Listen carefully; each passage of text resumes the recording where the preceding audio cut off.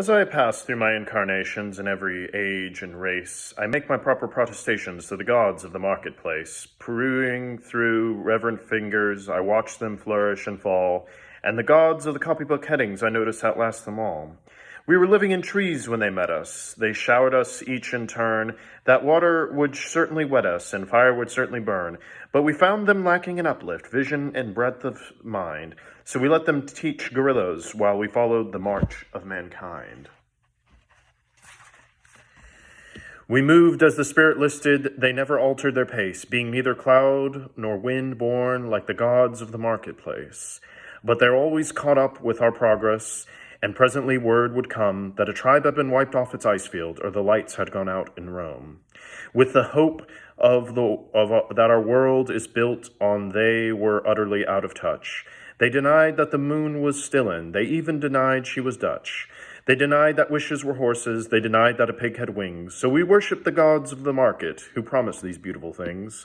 When the Cambrian measures were forming, they promised perpetual peace. They swore if we gave them our weapons, that the wars of the tribes would cease. But when they disarmed, they sold us and delivered us, bound to our foe. And the gods of the copybook heading said, stick to the devil, you know.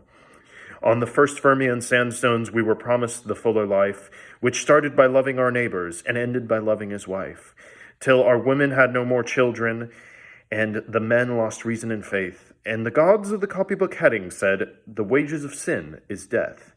In the Carboniferous epoch, we were promised abundance for all by robbing selected Peter to pay for collective Paul.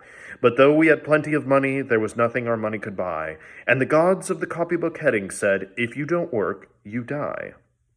Then the gods of the market tumbled, and their smooth-tongued wizards withdrew, and the hearts of the meanest were humbled, and began to believe it was true, that all is not gold that glitters, and two make four, and the gods of the copybook headings limped up to explain it once more.